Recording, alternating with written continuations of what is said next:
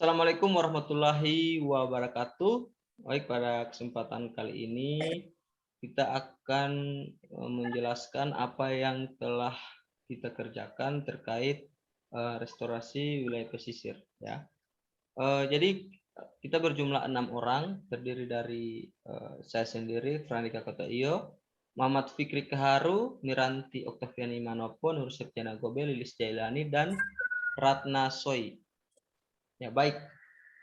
Jadi judul yang kita angkat pada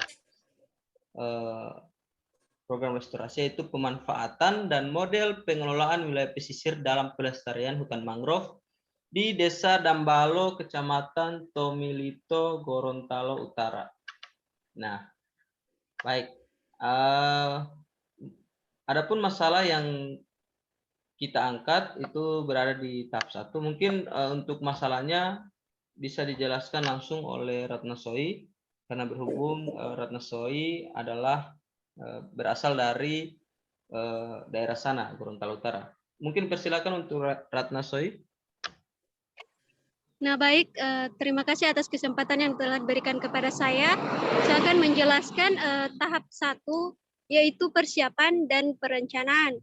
Yang pertama yaitu identifikasi masalah.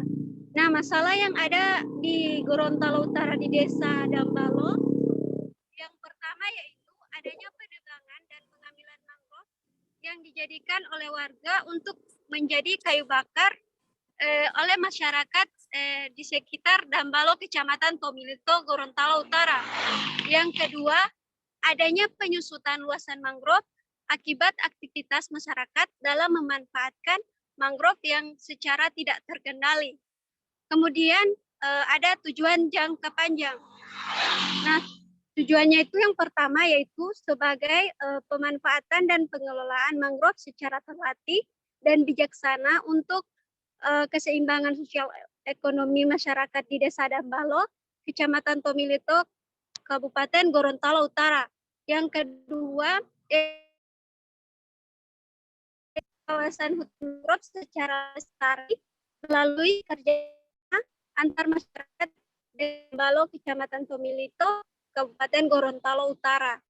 Ya, baik. Terima kasih untuk Ratna Soi ya, yang telah menjelaskan. Untuk mitra kuncinya dijelaskan langsung oleh Saudara Lilis Jailani, dipersilakan. Baik, selanjutnya untuk mitra kunci itu yang pertama kajian.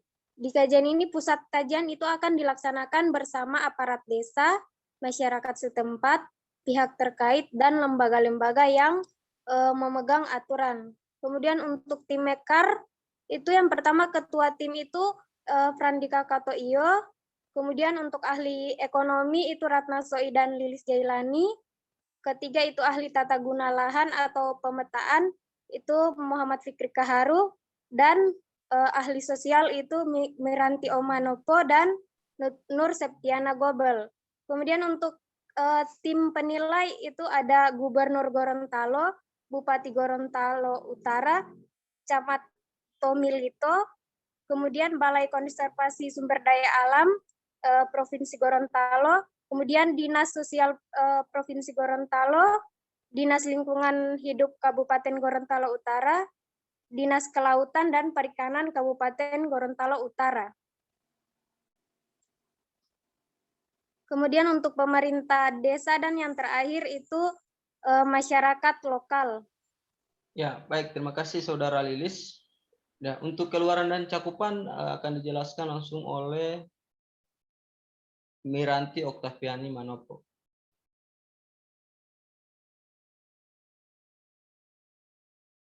Ya, mungkin Miranti masih terkendala.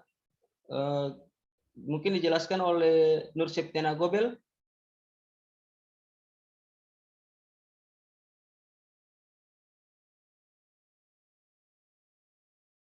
Ya, Miranti, silakan Miranti. Miranti sudah masuk kembali. Mungkin bisa dijelaskan tentang keluaran dan cakupan.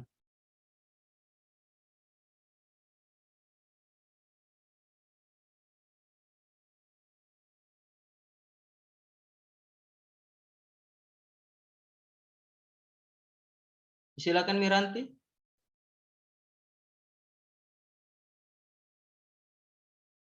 Ya, jadi mungkin berhubung masih terkendala jaringan, jadi keluaran yang kami harapkan yaitu terbentuknya ruang dialog sebagai pemerhati lingkungan dan sosial ekonomi masyarakat. Kemudian terbentuknya opsi saran dan masukan terhadap masyarakat setempat untuk kepentingan lingkungan. Kemudian ada cakupan, ya. Cakupan geografis itu melakukan pemetaan kawasan hutan mangrove yang dimanfaatkan oleh masyarakat secara terkendali dan bijaksana. Baik, untuk stratifikasi kawasan kajian mungkin Muhammad Fikri Kaharu bisa menjelaskan, persilakan. Ya baik, saya akan menjelaskan stratifikasi kawasan kajian, yaitu poin pertama, membagi antara kawasan produksi terbatas, dan kawasan perlindungan. Yang kedua, mempertimbangkan aspek ekologi dan sumber daya alam yang tersedia. Yang ketiga, mempertimbangkan kawasan produksi kualitas yang baik bagi keberlangsungan hidup masyarakat setempat. Baik, untuk identifikasi opsi rentang, ya, terima kasih untuk saudara Muhammad Fikri. Mungkin Nur Septiana Gobel jika sudah bergabung, identifikasi opsi rentang. Ya, baik. Jadi untuk identifikasi opsi rentang, itu kami menganalisis dan mempertimbangkan beberapa aspek, ya. Di kawasan itu kami membagi antara kawasan produksi terbatas, dan kawasan perlindungan. Nah, seperti ini contohnya. Ya, di kawasan produksi, kawasan perlindungan, dan kawasan produksi terbatas. Kita bagi 3 kawasan seperti ini. Nah, untuk identifikasi kriteria kajian, ya jadi untuk kriteria kajian itu menyesuaikan letak geografi, fungsi ekologis, dan potensi sumber daya alam, sumber daya dan pertumbuhan sosial ekonomi. Anggaran dalam pelaksanaan kegiatan ini tergantung pada operasional dan waktu pelaksanaannya. Nah, untuk rencana kerjanya sendiri itu kami memerlukan data-data seperti data penduduk sekitar kawasan, kemudian ada data luasan hutan mangrove, kemudian data faktor kerusakan hutan mangrove. Itu bisa dalam bentuk dokumentasi, laporan masyarakat, ataupun survei secara langsung. Sedangkan kebutuhan kapasitas yang kami butuhkan itu 25% berada di masyarakat lokal, 25% berada di nelayan, dan 50% di pemangku kepentingan. Kenapa pemangku kepentingan lebih besar daripada nelayan dan masyarakat lokal? Karena memberikan kebijakan itu instansi-instansi terkait, dan menegakkan aturan itu dia instansi terkait. Jadi kami lebih memberatkan, atau 50%-nya lebih tinggi itu di pemangku kepentingan. Nah, untuk tahap 2, pengumpulan dan analisis data. Nah, ini data penduduk yang telah kami cari dan share di website resminya Desa Dambalo. Ini ada sumbernya. Jumlah penduduk sekarang itu laki-laki ada 723, kemudian perempuan ada 727, sehingga totalnya ada 1.450 jiwa. 1.450 jiwa, ya, untuk penduduk Desa Dambalo. Nah, sedangkan data luasan mangrove ini kami peroleh juga dari penelitian, ya, penelitian pada 6 September ya 2017. Desa Dambalo itu mempunyai luasan mangrove 69,29 hektar. Nah, data kerusakan mangrove, nah ini juga kami dapat dari jurnal ya atau penelitian yang sudah ada. Nah,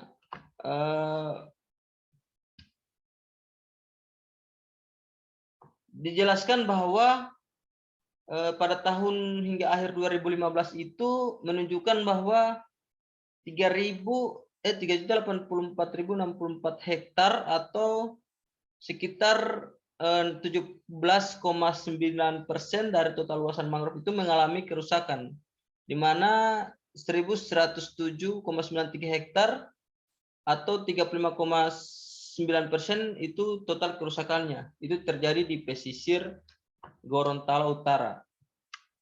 Nah, ini ada dokumentasi pribadi ya, dokumentasi pribadi mengenai hutan mangrove yang berada di Gorot. Nah, ini pemetaan geospasial kesempatan restorasi. Nah, sumbernya ada dari Kasim dan kawan-kawan tahun 2017. Ini adalah denah ya atau peta dari Desa Nambalo yang di lingkar merah ini sendiri, seperti itu. Jadi ini yang akan kami lakukan rencana restorasi ya, baik di kawasan pesisir maupun di kawasan hutan mangrove.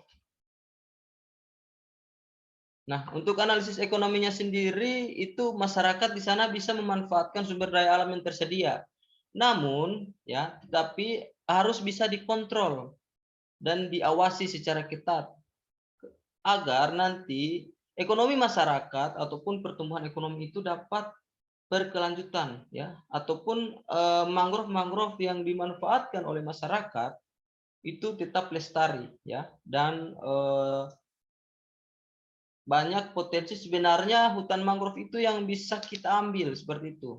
Nah, namun ketika berlebihan itu nanti akan membuat sumber daya alam yang tersedia di situ akan habis seperti itu kalau kita tidak memanfaatkan secara lestari. Nah, ini ekonomi masyarakat itu dapat ditingkatkan melalui misalnya perdagangan ya, mencari udang, kepiting, kemudian diperdagangkan. Akan tetapi hal-hal tersebut harus dilaksanakan secara bijaksana seperti ini. Ini data dari Kasim dan kawan-kawan 2017. Harga udang di sana per kilogram itu dijual Rp40.000 ya, sedangkan ikan 20.000, kepiting 40.000. Ini menunjukkan bahwa ekonomi masyarakat sebenarnya dapat ditingkatkan ya, namun harus secara bijaksana, tidak sembarangan seperti itu. Makanya tadi kami menjelaskan bahwa ada namanya pembagian stratifikasi kawasan ya. Kita bagi di sini tentang produksi terbatas, kemudian ada terkait tentang kawasan perlindungan yang memang tidak bisa apa-apakan oleh masyarakat di sana. Nah, itu fungsinya.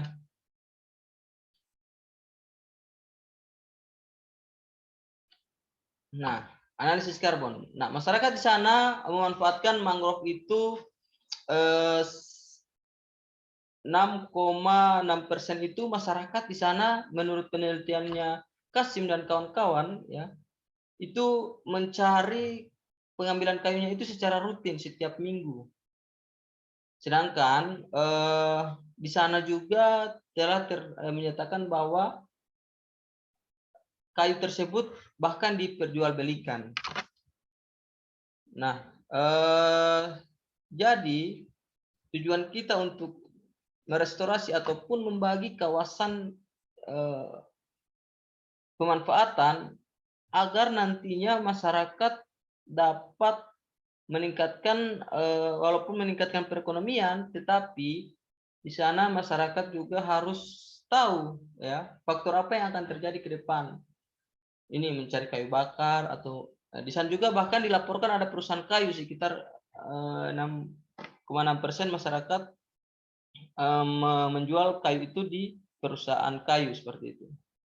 Ini yang akan dikhawatirkan apabila dilakukan secara terus-menerus. Nah, apa yang akan terjadi nanti itu juga akan membuat ekonomi masyarakat itu akan menurun seperti itu. Nah, faktor keberhasilan kunci. Nah, jadi kami melakukan motivasi, ya, itu kami membagi antara manfaat pengetahuan dengan persyaratan legal. Manfaatnya itu yaitu upaya meningkatkan ekonomi masyarakat secara berkelanjutan dengan memanfaatkan sumber daya alam di kawasan pesisir secara lestari. Untuk pengetahuan, ya, upaya pelestarian kawasan pesisir dilakukan secara terbuka atau publik, ya. Jadi antara pemerintah dan instansi terkait dan masyarakat itu harus terbuka, ya. Tidak ada, ya. Memang kalau memang untung untuk masyarakat harus memang untung seperti itu. Jadi tidak ada yang harus disembunyikan seperti itu.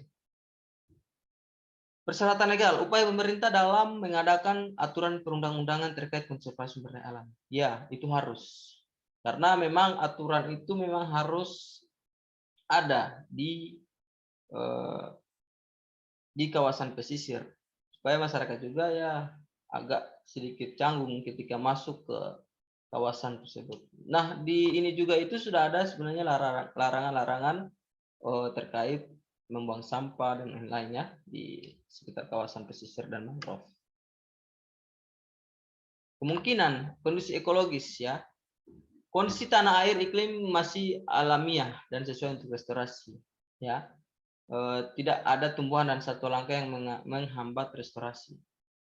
Ya, untuk kondisi tanah air iklim masih alamiah, mungkin itu juga telah dilaporkan di beberapa penelitian yang telah saya baca. Kemudian kondisi pasar, tingginya harga jual dan minat masyarakat dalam berdagang. Nah, ini sebenarnya juga merupakan salah satu keberhasilan kunci. Karena apa? Ya, semakin tingginya masyarakat untuk melakukan jual beli perdagangan antara sesama, di situ akan terjadi persaingan ekonomi atau pertumbuhan ekonomi. Nah, apabila kita tidak melakukan atau memanfaatkan kawasan mangrove dan pesisir secara bijaksana, itu akan ditakutkan akan menghambat atau menurunkan pendapatan perekonomian masyarakat. Kenapa? Mungkin saja jika mangrove sudah habis atau sudah rusak, sudah tidak ada lagi yang bisa dimanfaatkan oleh masyarakat setempat, ya.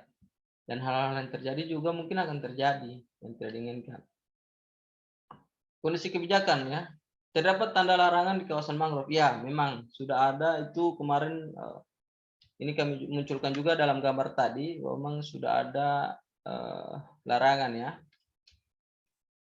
Kondisi sosial, masyarakat lokal dapat mendapatkan manfaat dari kegiatan restorasi. Ya, ini ya. Antara pemerintah, instansi terkait ataupun instansi terkait, baik masyarakat itu harus seimbang, ya. Harus masyarakat juga harus mendapatkan manfaatnya. Agar masyarakat juga bisa menjaga lingkungan di kawasan pesisir dan mangrove tersebut. Nah, implementasinya itu rencana restorasi memiliki dasar teknis dan ketahanan terhadap sumber daya alam yang tersedia dalam berbagai kawasan, ya.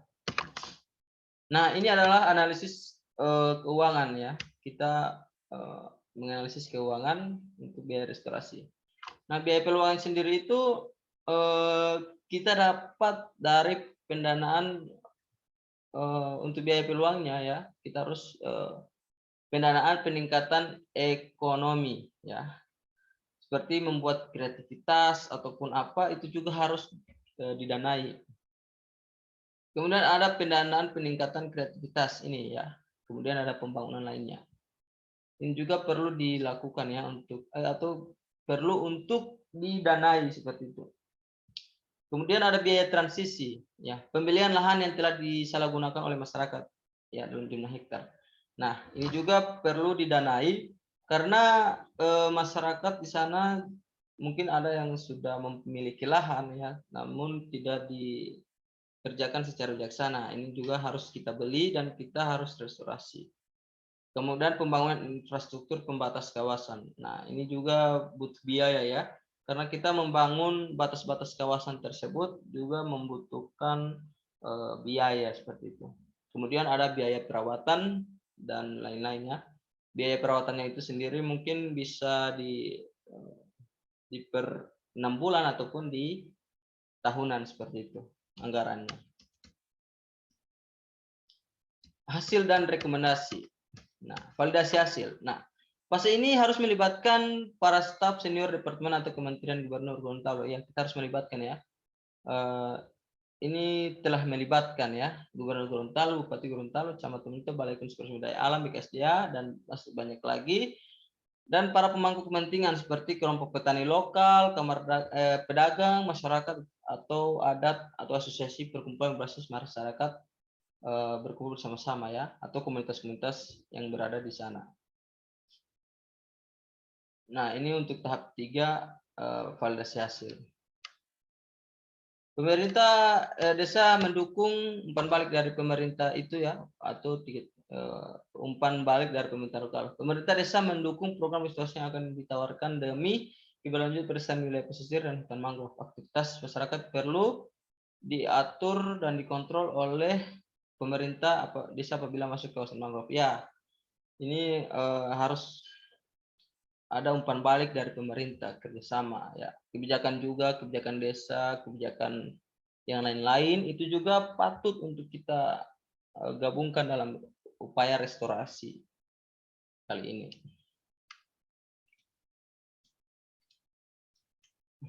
Nah, opsi pendanaan. Nah, ini ada sosialisasi, itu pemberian pemahaman kepada masyarakat lokal atau masyarakat yang berada di sana terkait kegiatan perencanaan restorasi. Nah, di sini opsi pendanaan itu ada sosialisasi, pelatihan dan perawatan. Kemudian untuk pelatihan sendiri, peningkatan pemahaman dan kreativitas masyarakat dalam mengelola sumber daya alam yang tersedia pada kawasan mangrove dan hutan mangrove. Perawatan, pemantauan aktivitas masyarakat dalam pemenuhan ekonomi dan pengelolaan sumber daya alam secara lestari dan berkelanjutan. Ini adalah opsi pendanaan yang akan kita tawarkan. Rekomendasi dan implementasi.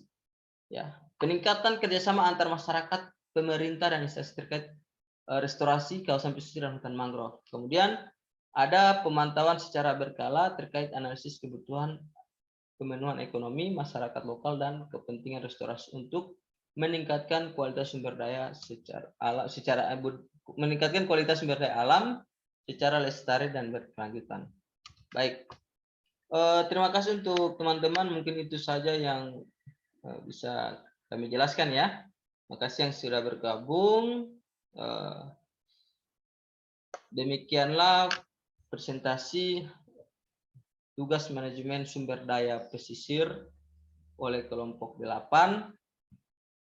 Akhir kata saya ucapkan terima kasih. Wabillahi taufiq wal hidayah. Assalamualaikum warahmatullahi wabarakatuh. Waalaikumsalam.